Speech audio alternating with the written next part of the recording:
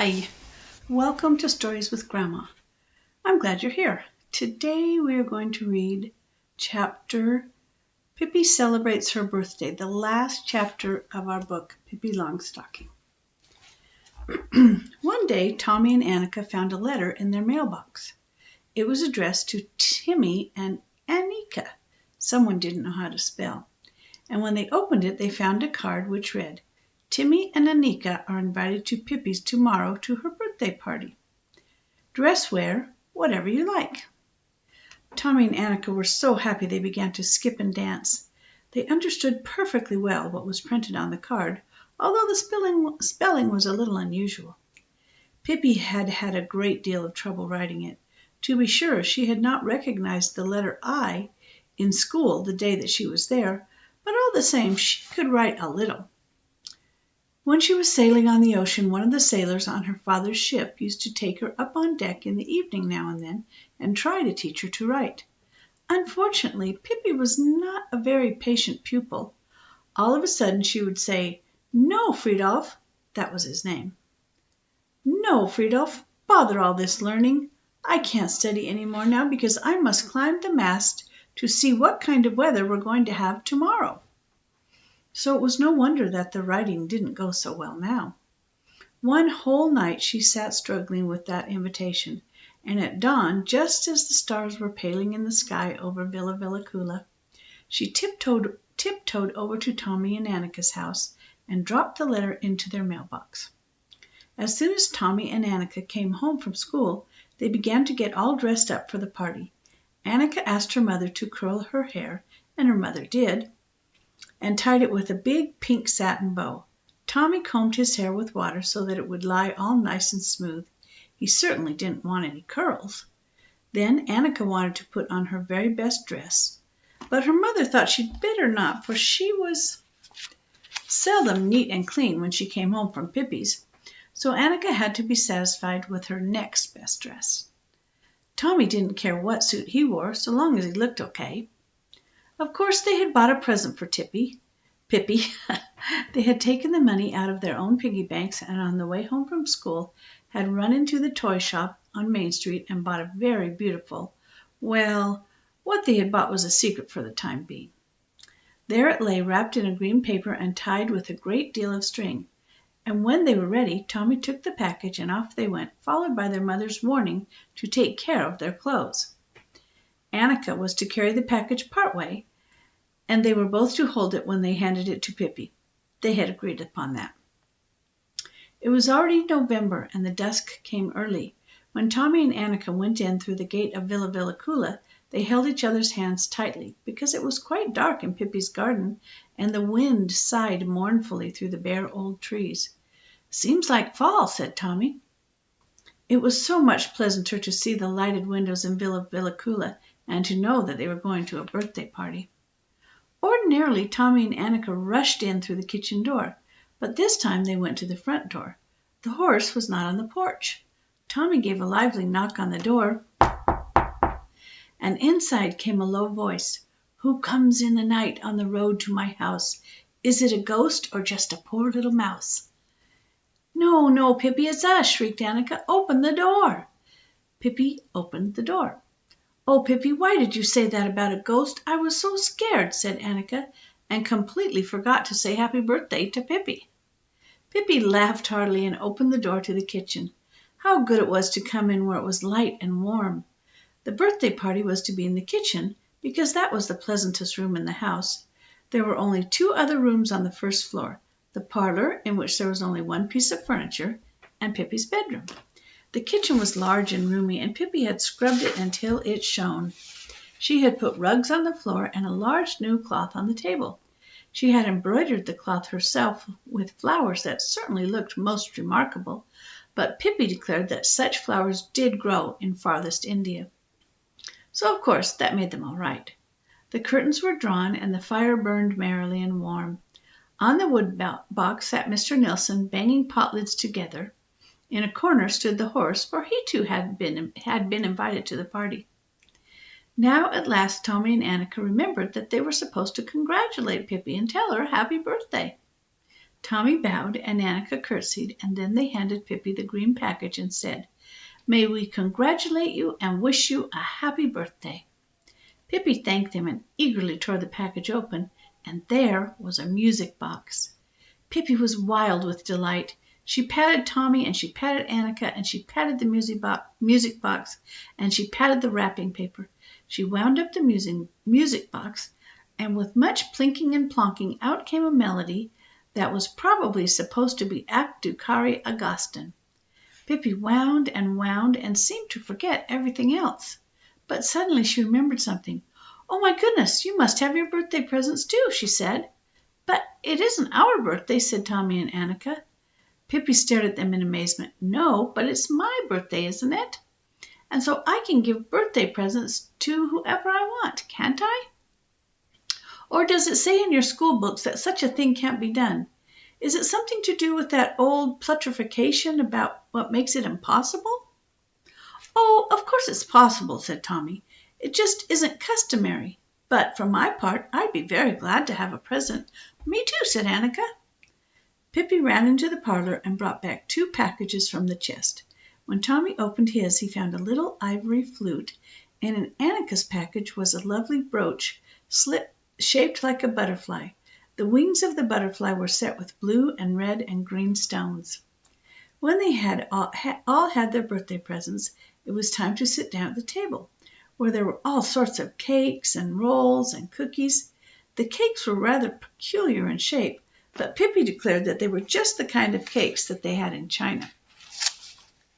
Pippi served hot chocolate with whipped cream, and the children were just about to begin their feast when Tommy said, "When Mama and Papa have a party, the gentlemen always get cards telling them what ladies to take in to dinner.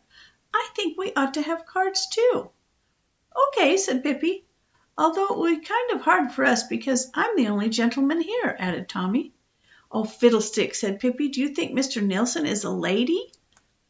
"Of course not. I forgot Mr. Nilsson," said Tommy, and he sat down on the wood box and wrote on the card, "Mr. Settergren," that was Tommy, "will have the pleasure of taking Miss Longstocking in to dinner." "Mr. Settergren, that's me," said he with satisfaction, and showed Pippi the card. Then he wrote on the next card, "Mr. Nilsson will have the pleasure of taking Miss Settergren in to dinner." "Okay, but the horse must have a card too," said Pippi decidedly, "even if he can't sit at the table." So Tommy, at Pippi's dictation, wrote, "The horse will have the pleasure of remaining in the corner where he will be served cakes and sugar." Pippi held the card under the horse's nose and said, "Read this and see what you think." As the horse had no objection to make, Tommy offered Pippi his arm, and they walked to the table. Mr. Nilsson showed no intention of offering his arm to Annika, so she took a firm hold of him and lifted him up to the table. But he didn't want to sit on a chair. He insisted in sitting right on the table. Nor did he want any chocolate with whipped cream. But when Pippi poured water in his cup, he took it in both hands and drank. Annika and Tommy and Pippi ate and ate and ate. And Annika said that if these cakes were the kind they had in China, then she intended to move to China when she grew up. When Mr. Nilsson had emptied his cup, he turned it upside down and put it on his head. Here's a picture.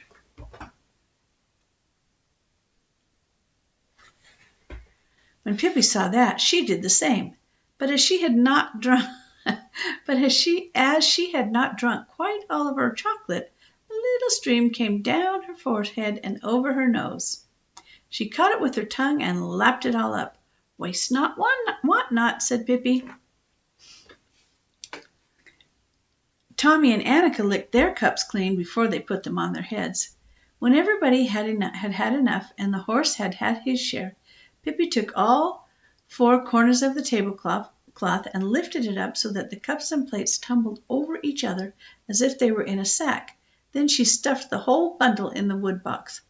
"I always like to tidy up a little as soon as I've eaten," she said. Then it was time for games. Pippi suggested that they play a game called Don't Touch the Floor. It was very simple. The only thing one had to do was walk all around the kitchen without once stepping on the floor. I think some people call that game hot lava. Have you ever heard of that game?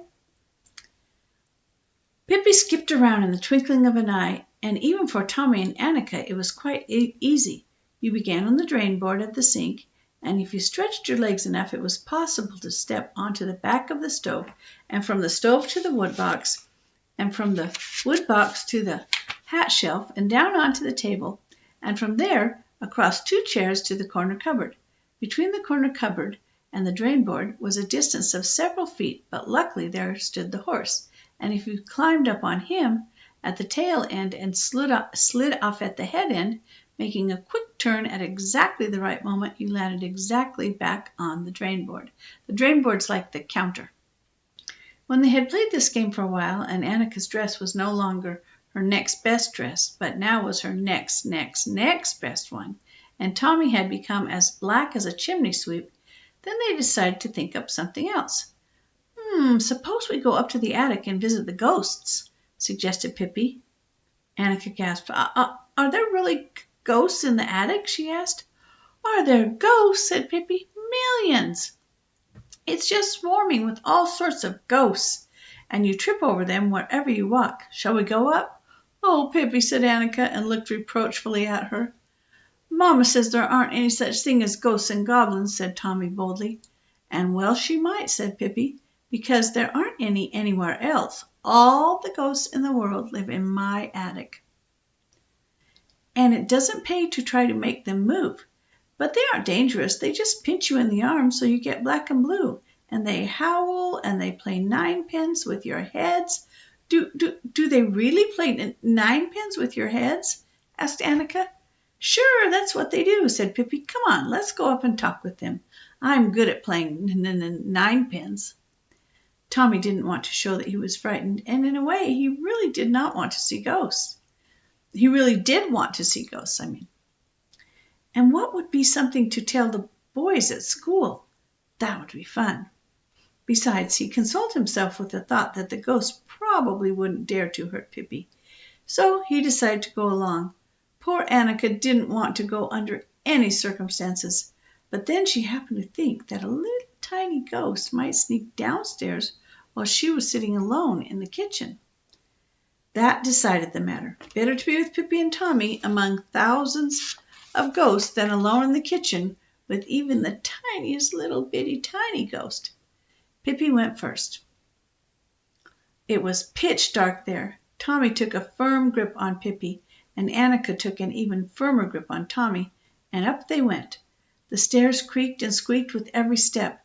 Tommy began to wonder if it wouldn't have been better to stay down in the kitchen, and Annika didn't need to wonder. She was sure of it. At last they came to the top of the stairs and stood in the attic. It was pitch dark there, too, except where a little moonbeam shone on the floor. There were sighs and mysterious noises in every crack and corner when the wind blew in. Hi, all you ghosts, shrieked Pippi. But if there were any ghosts there, he certainly didn't answer. Well, I might have known, said Pippi.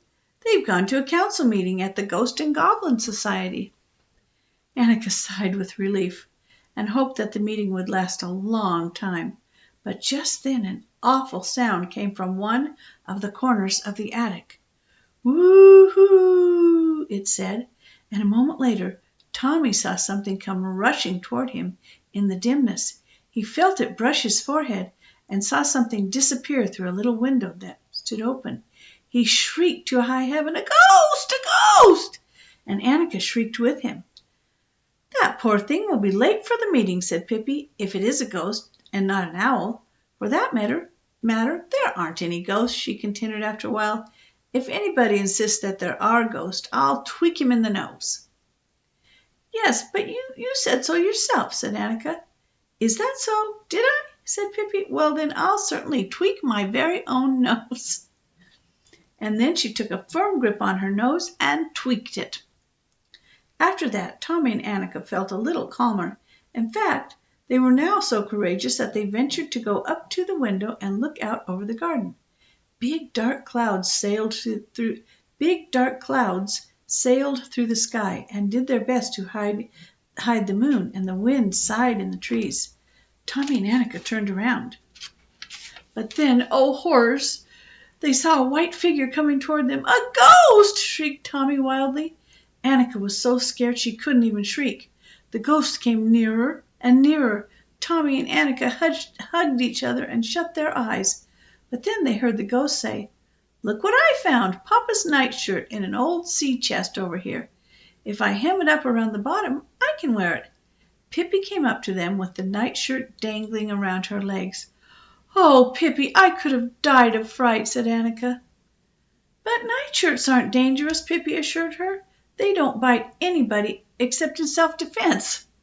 Pippi now decided to examine the sea chest thoroughly. She lifted it up and carried it over to the window and opened the cover so that what little moonlight there was fell on the contents of the chest.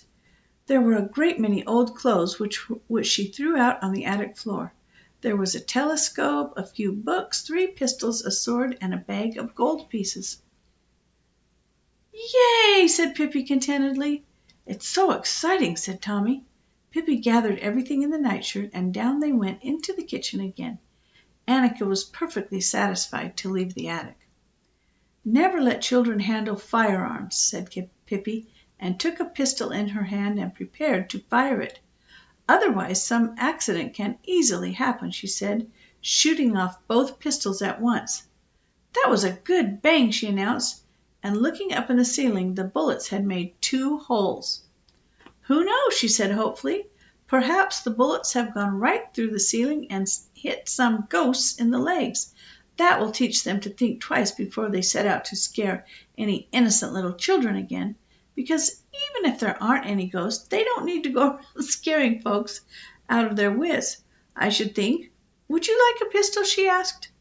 Tommy was enchanted, and Annika also very much wanted a pistol, provided that it was not loaded. "Now we can organize a robber band, and if we want to," said Pippi. She held the telescope up to her eyes. "With this I can almost see the fleas in South America, I think," she said, "and it'll be good to have it if we do organize a robber band someday." Just then there was a knock on the door. It was Tommy's and Annika's father who had come to take them home. It was long past their bedtime, he said. Tommy and Annika hurried to say thank you and bid Pippi goodbye and collect all their belongings, the flute, the brooch, and the pistols. Pippi followed her guests out to the porch and watched them disappear through the garden. They turned around to wave. The light from the inside shone on her. There she stood with all her stiff red braids, dressed in her father's nightshirt, which billowed around her feet, and in one hand she held a pistol and the other the sword. She saluted them with it. When Tommy and Annika and their father reached the gate, they heard her calling. They stopped to listen. The wind whistled through the trees so they could just barely hear what she said. "I'm going to be a pirate when I grow up," she said. "Are you?" And that is the end of this book, Pippi Longstocking. I sure enjoyed reading it to you. I'll see you next time with another book. Bye-bye. I'm so glad you came.